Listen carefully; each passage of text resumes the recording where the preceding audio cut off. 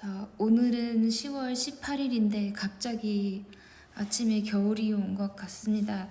풍암고 여러분도 감기 조심하시기 바래요. 자, 우리 지난 시간에 존 롤스가 이야기했던 정의의 원칙이 실제로 일어나지도 않았던 가상의 계약으로부터 맺어졌다라는 것을 볼 수가 있었는데, 그러면은 이렇게 실제로 일어나지도 않았던 계약으로부터 어떻게 정의의 원칙이 도출되어질 수 있느냐가 마지막으로 이전 단락에서 던진 질문이었고, 이제는 그러면은 이제 실제 계약이 갖는 도덕적인 한계에 대해서 배워보도록 하겠습니다. 그래서 페이지 142페이지 The Moral Limits of Contracts부터 보도록 할게요. To appreciate the moral force of Rawls' hypothetical contract, it helps to notice the moral limits of actual contracts. 자, 여기서부터 보겠습니다. 자, appreciate는 이제 이해하다라는 뜻이죠, 여기에서. 그래서 원래는 이제 감상하다라는 뜻으로 많이 쓰이는데, 여기서는 어떠한 진가를 이해하다라는 뜻으로 이해를 하시면 되겠습니다. 무엇을 이해하다 또는 평가하다. 그래서 이제 도덕적인 힘을 이해하기 위해서는, 근데 롤스가 이야기하는 그런 가상적인 계약이 갖는 도덕적인 힘을 제대로 이해하기 위해서는 it helps to notice 무언가를 주목할 필요가 있는데 뭘 주목할 필요가 있냐면 to notice, 지금 뒤에 있는 투부정사를 주목할 필요가 있다라고 합니다. 무엇을 주목할 필요가 있냐면 도덕적인 한계에 대해서 주목할 필요가 있는데, 실제적인 계약이 갖는 도덕적인 한계, 실제적인 계약이 갖는 도덕적인 한계를 한계가 갖는 도덕적인 실제적인 계약이 갖는 도덕적인 한계를 우리가 이제 그 인식할 필요가 있다고 보고 있습니다. 자, 뒤에 계속해서 읽어갈게요. We sometimes assume that 우리는 때때로 가정을 하기를 뭐라고 가정하냐? When two people make a deal, 두 사람이 이제 만나서 거래를 할 때 the terms of their agreement must be fair. 그 두 사람이 하는 조건, 그러니까 두 사람이 이렇게 합의에 이르는 조건이 공평함에 틀림이 없을 거라고 우리는 가정을 한다라는 거죠. 그래서 must be는 여기서 반드시 뭐뭐 하다, 틀림없이 뭐뭐 하다라는 뜻의 조동사로 쓰이는 것 같습니다. 자, 그 다음에 we assume, in other words, 우리는 가정합니다. 다시 말하면, 다른 말로 하자면 우리는 가정하는데 뭐라고 가정하냐면 the contracts justify the terms that they produce. 그 계약이 정당화한다고 어떤 조건이냐면 그들이 만들어내는 그러한 조건들. 이제 여기에서 그들이라는 것은 무엇을 가르칠까요? 그렇죠. 앞에서 한번 언급했던 계약이겠죠. 그래서 그 계약들이 만들어내는 조건들. 그래서 계약들이 만들어내는 계약들이 정당화한다고 생각을 합니다. 자, 이게 무슨 말일까요? 우리가 이제 A와 B라는 사람이 만나서 계약을 했다라고 봅시다. 그래서 A와 B라는 사람이 만나서 어떠한 계약을 성사시켰다고 합니다. 그러면 이 계약을 했다라는 것은 A와 B 둘 다가 이 계약의 조건에 동의했다라는 말이겠죠. 그렇기 때문에 이 계약에 동의했다라는 말은 이 계약이 공정할 것이라는 것을 의미하며, 그리고 이 계약이 이루어졌다라는 것은 이 계약의 조건 또한 공정할 것이라고 우리는 흔히 그런 식으로 추정을 한다라는 거겠죠. 그래서 그 계약이 이루어졌다라는 것이 그 계약의 조건을 정당화시킨다라고 이렇게 추정을 해버린다라는 거죠. 그렇지만 이제 롤스는 여기서 무엇이라고 이야기를 하냐? 실제로는 그렇지 않다라는 거죠. 그래서 뒤에서 보면 but they don't. 그렇지만 그들은 그렇지 않습니다. At least not on their own. 최소한 그들 스스로는 그렇게 되지 않는다라는 거죠. 그래서 그들 스스로 그렇게 정당화되어지진 않는다라는 거죠. 뒤에 이게 무슨 말인지 계속 읽어보도록 할게요. Actual contracts are not self-sufficient moral instruments. 실제적인 계약은 무엇이 아니냐면요. 그 자체로 충분한 도덕적인 도구가 아닙니다.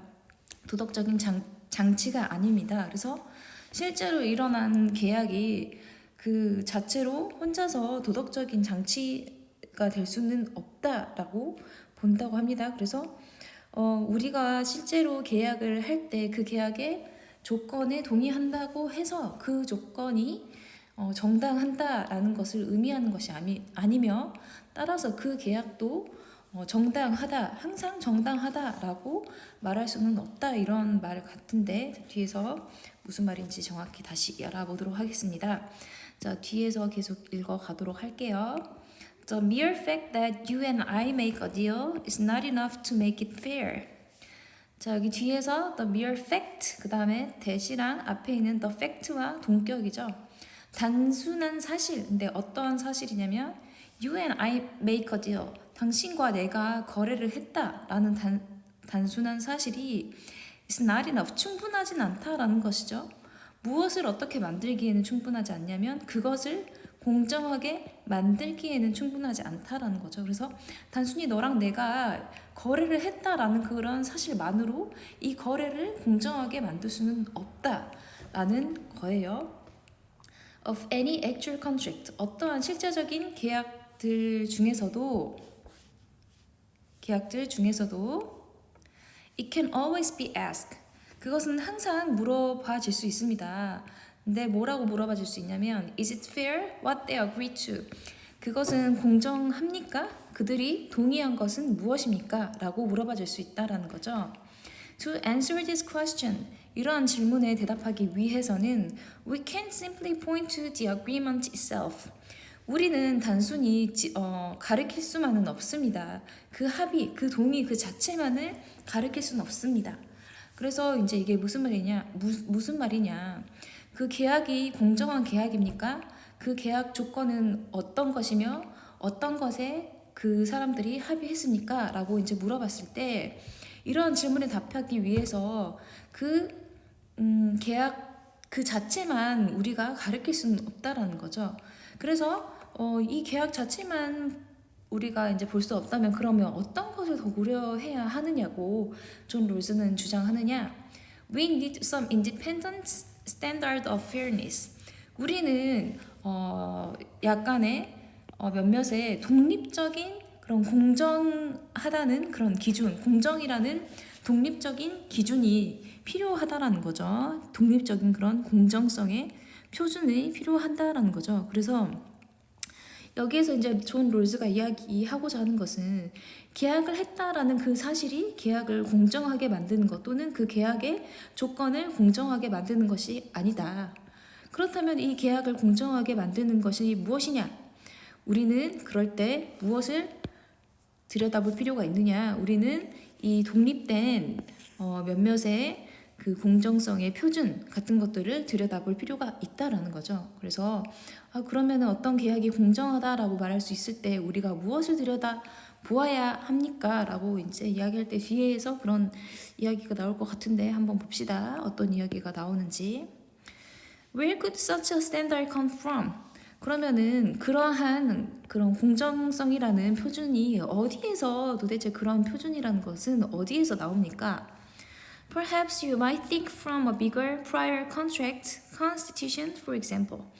자, 당신은 아마도 생각할지도 모릅니다. 조금 더 크고 그리고 그 이전에 있었던 계약, 그 헌법에 대해서 예를 들어서 그래서 우리가 날 때부터 실제로 명시적으로 서명을 한 적은 없지만 우리가 항상 지배를 받고 있는 더 크고 그리고 그 이전에 항상 있어 왔던 그러한 계약이 있죠. 사회적인 계약, 그게 바로 헌법이죠. 그래서 헌법을 보면은 조금 그러한 표준, 공정의 표준이라는 것을 우리가 조금 엿볼 수 있지 않을까라고 생각할 수도 있다라는 거죠.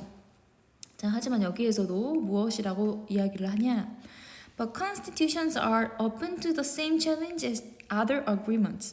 하지만 헌법 또한 마찬가지로 열려 있습니다. 뭐에 열려 있냐면 똑같은 그러한 도전장에 열려 있습니다. 똑같은 그러한 비난에 열려 있습니다. 다른 그런 합의와 마찬가지로서 다른 합의와 마찬가지로 똑같은 그런 난관이나 그런 비판 내에 열려 있다라는 거죠. 자, 그 이유가 뭘까요? The fact that a constitution is ratified by the people does not prove that its provisions are just. The fact that 여기 뒤에 that도 마찬가지로 fact와 동격이 되겠죠.